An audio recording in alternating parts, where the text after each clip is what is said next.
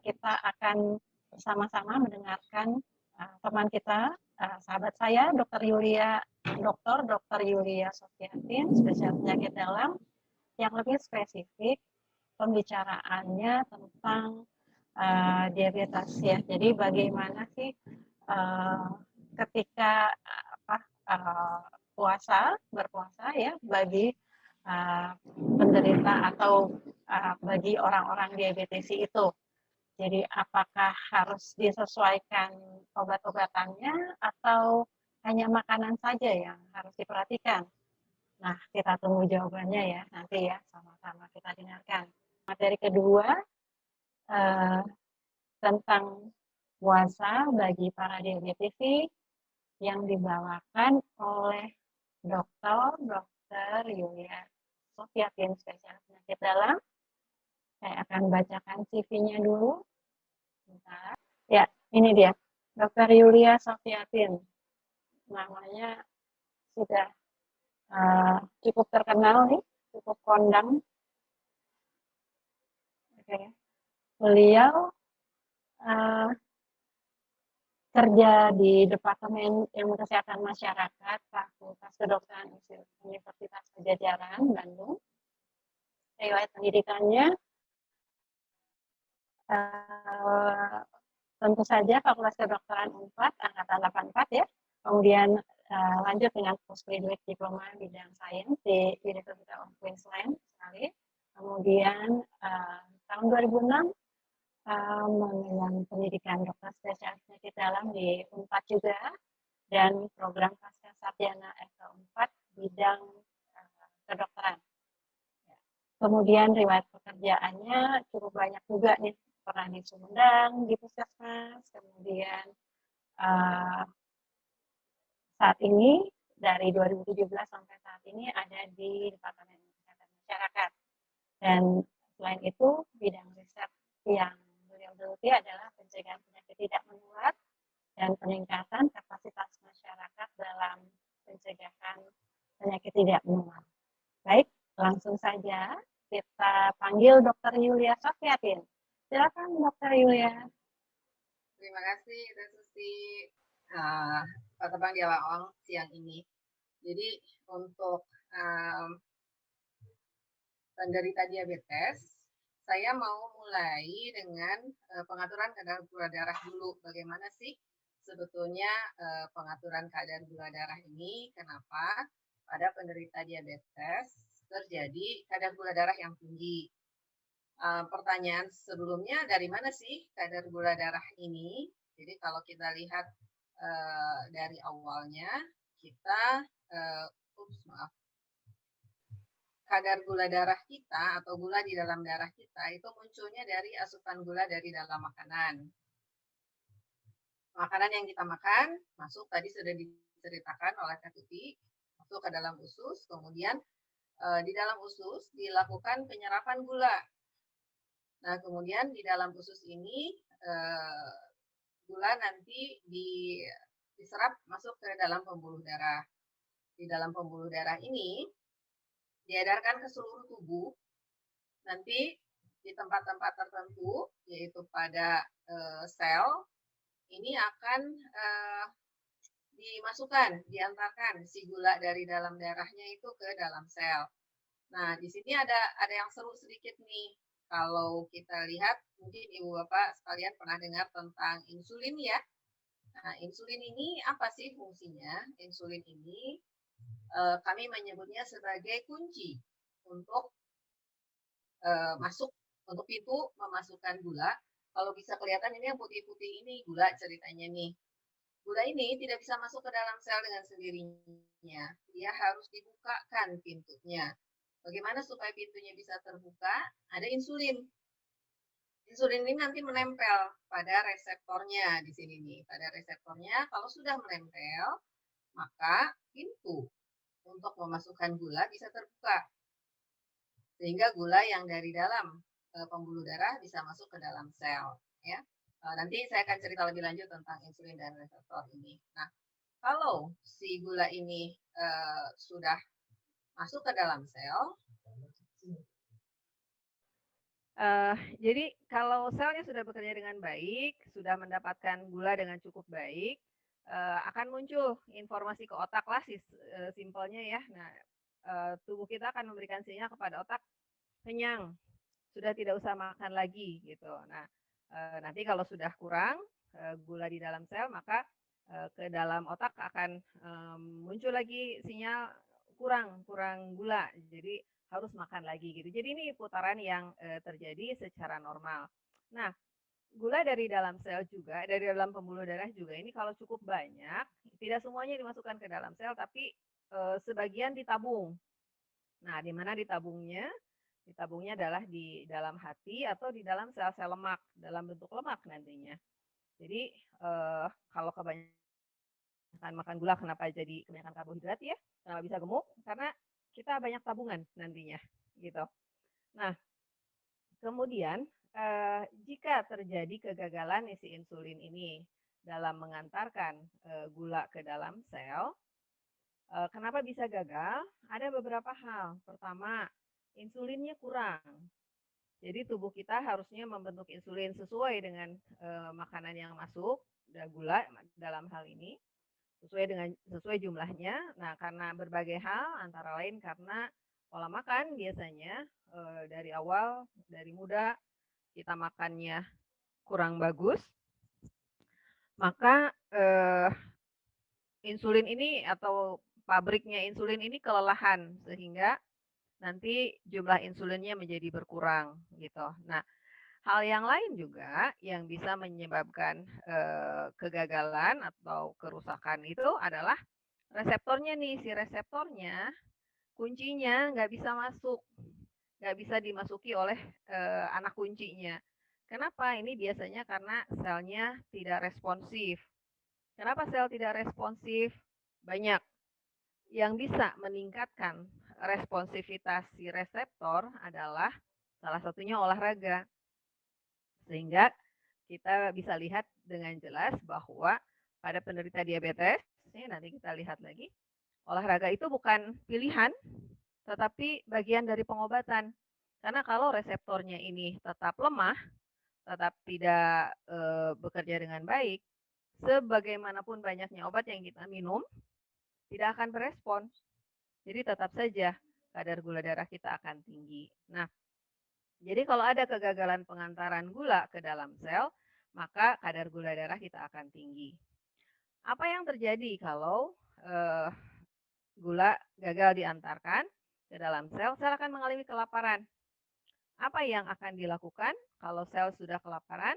Maka dia akan memberikan informasi ke otak. Informasinya adalah kurang gula, harus makan, gitu. Sehingga itu sebabnya orang-orang yang diabetes makannya banyak, tapi lemes terus. Karena selnya tetap kelaparan. Karena ada kegagalan pengantaran gula dari pembuluh darah ke dalam sel. Selnya terus kelaparan, terus aja minta makan si selnya. Gulanya nggak masuk-masuk ke dalam tubuh, gitu. Upaya yang lain yang dilakukan oleh tubuh adalah membongkar tabungan. Tabungannya di mana? Tadi kan tabungannya adalah di lemak dan di hati ya. Nah, kalau tabungannya dibongkar nih, pertama akan jadi kurus karena lemaknya tadi, tabungannya tadi dibongkar terus. Sehingga kita bisa melihat salah satu gejala orang diabetes adalah tiba-tiba kurus. Kurus dalam waktu cepat. Itu salah satu tanda penderita diabetes. Nah, apalagi kalau kalau tabungan ini dibongkar, jadi yang digunakan sebagai energi itu adalah lemak, maka akan banyak sampah yang tersisa di dalam, bukan di dalam usus ya, bukan yang diceritakan oleh Teh Putih tadi, tapi di dalam pembuluh darah. Nah, sampah ini akan mengganggu fungsi otak kita nanti akhirnya. Sebelum ke sana, kita lihat dulu apalagi yang terjadi kalau kadar gula darah tinggi.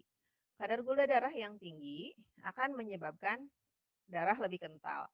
Kemudian dalam upaya untuk mengurangi kadar gula di dalam darah, maka ginjal akan membuang kelebihan gula. Melalui apa? Melalui buang air kecil. Jadi orang yang diabetes bisa kita lihat kencing saja terus kerjaannya. Banyak sekali buang air kecilnya. Nah, karena buang air kecilnya banyak, maka otak juga mendapat informasi, kurang cairan nih, haus. Jadi harus banyak minum. Nah, ini sampah yang banyak dan kekurangan cairan ini bisa sampai menimbulkan koma pada penderita diabetes yang tidak terkendali gitu. Jadi itu bagaimana tubuh kita mengatur gula di dalam darah. Nah, sekarang bagaimana kalau penderita diabetes puasa? Kalau penderita diabetes puasa, maka yang terjadi adalah sel yang sudah kelaparan ini, kan tadi nggak bisa masuk ya, gulanya tidak bisa masuk ke dalam sel sehingga sel mengalami kelaparan. Nah, sel yang kelaparan ini terus memberikan informasi lapar ke otak. Kan tapi sudah berniat puasa ya, sehingga tetap saja kita puasa kan. Nah, karena kita tetap puasa, kemudian ini tabungan ini nih yang akan dibongkar. Sehingga kemudian sampah dari metabolisme kita muncul banyak sekali. Akibatnya dengan yang lain juga, ini tadi satu hal lagi, karena kita sedang puasa tentu tidak minum, sehingga tubuh sangat kekurangan cairan. Nah, kombinasi dua ini sangat berbahaya karena bisa sampai menimbulkan gangguan kesadaran, bisa sampai koma kita kalau dalam keadaan diabetes yang tidak terkendali lalu kita tetap berpuasa gitu. Itu yang akan terjadi. Jadi kenapa tadi betul banyak yang sudah tahu ya bahwa puasa boleh untuk yang diabetes, tapi harus ada syaratnya. Apa syaratnya? Syaratnya adalah gula darahnya sudah terkendali gitu. Bagaimana tanda kadar gula darah kita sudah terkendali adalah ini tadi, ini sudah tidak ada nih, tidak ada lagi kegagalan pengantaran gula ke dalam sel. Artinya selnya sudah tidak kelaparan, informasi ke otak untuk lapar terus ya, lapar yang luar biasa itu tidak ada.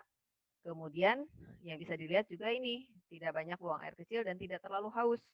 Gitu. Jadi haus yang standar saja orang yang berpuasa. Berbeda dengan hausnya orang yang diabetes. Itu syaratnya untuk orang diabetesi bisa berpuasa. Nah, pertanyaan berikutnya, bukanya pakai apa? Tadi Teh Putih sudah menyampaikan, sama saja sih bukanya mah pakai air putih dulu, kemudian pakai buah untuk memberikan gula dengan kadar yang cukup supaya tidak terlalu cepat ya. Kenapa buah baik untuk berbuka? Karena di dalam buah itu ada serat sehingga penyerapan gula di dalam usus ini menjadi lebih lambat. Sehingga apa? Sehingga insulin yang dibentuk juga tidak terlalu banyak. Sehingga kemudian kadar gula darah dari penyerapan gula yang lambat karena banyak serat, maka kadar gula di dalam pembuluh darah juga tidak terlalu cepat meningkat. Kemudian insulin juga dengan reseptornya ini tidak bekerja terlalu berat sehingga gula bisa diantarkan ke dalam sel dan sel bekerja dengan baik dan seterusnya gitu. Itu yang perlu kita lakukan pada mau diabetesi atau bukan diabetesi, kalau puasa sama saja ceritanya seperti itu. Bagaimana dengan kolak? Kolak itu isinya gula semua, ya, enggak semua sih, sebagian besar. Nah, kalau gula dalam bentuk gula dalam bentuk gula putih, gula dalam bentuk gula merah, dalam bentuk madu, itu mudah sekali diserap oleh usus kita, di dalam usus kita, sehingga cepat sekali meningkatkan kadar gula darah. Jadi yang sirup atau kolak sangat tidak disarankan untuk penderita diabetes karena tadi sudah ada gangguan di sini. Kemudian yang sering ditanyakan lagi adalah obat. Bagaimana obatnya? Obat itu apa sih? Obat untuk diabetes. Untuk penderita diabetes itu beberapa hal ya, salah satunya insulin. Nah, jadi kalau insulin, kapan insulin dibutuhkan? Ya kalau makan. Jadi kalau makan saja insulin diberikan. Insulin nanti ada macam-macam, silahkan konsultasi dengan dokter Anda. Ada insulin yang kerja panjang, ada insulin yang kerja pendek. Nah, kalau yang kerja panjang 24 jam dia bekerja, tapi kalau kerja pendek sesaat sebelum makan biasanya baru disuntikan. Obat yang lain apa? Obat yang lain adalah obat untuk meningkatkan produksi insulin. Obat yang lain adalah untuk meningkatkan aktivitas reseptor ini. Jadi nggak ada ya obat untuk menurunkan gula darah secara langsung, nggak ada. Insulin dia tidak secara langsung, tapi cepat sekali nanti menurunkan kadar gula darahnya. Nah, kalau obat yang diberikan atau obat yang dikonsumsi oleh kita itu biasanya ada dua macam, sama sih dengan insulin. Ada yang kerja panjang, ada kerja pendek. Kalau dia untuk meningkatkan reseptor, ini bisa dimakan kapan saja. Tapi kalau obat yang diminum adalah untuk merangsang pembentukan insulin, maka harus diminum obatnya pada saat kita makan dengan porsi terbanyak. Ada yang harus makan 2 kali obat yang untuk merangsang insulinnya, ada yang cukup 1 kali. Nah, kalau 1 kali berarti di saat makan yang paling banyak. Kapan kita makan paling banyak? Biasanya pada saat berbuka. Pada kondisi biasa, biasanya obat itu diberikan pagi-pagi karena kita akan makan lebih banyak pada pagi hari. Tapi kalau puasa, sesudah makan pagi kita nggak akan makan lagi kan? Sudah sahur maksudnya, nggak akan makan lagi. Sehingga kalau diberikan obat untuk meningkatkan insulin di situ, insulin akan meningkat terus-menerus, ya cukup lama juga peningkatannya sehingga kita akan kekurangan gula pada siang hari. Ini lebih baik yang merangsang pembentukan insulin lebih baik diminumnya malam hari sesudah atau menjelang kita berbuka. Maksudnya menjelang makan besar saat berbuka, begitu. Mungkin itu yang bisa saya sampaikan, nanti kita diskusi saja dengan kadar gula darah kami juga supaya kita bisa paham kapan boleh puasa, kapan makanan apa yang harus dimakan, kemudian gejala apa yang harus kita perhatikan, dan boleh olahraga atau tidak, boleh olahraga harus malah ya kalau yang diabetes. Dan yang terakhir adalah kapan obat harus diminum pada penderita diabetes pada saat berpuasa. Mungkin itu saja, Teh Susi, untuk mendorong diskusi. Mungkin ya nanti akan banyak, mudah-mudahan ada banyak pertanyaan yang bisa lebih menjelaskan penjelasan yang barusan. Terima kasih, itu dulu dari saya. Saya kembalikan kepada Teh Susi.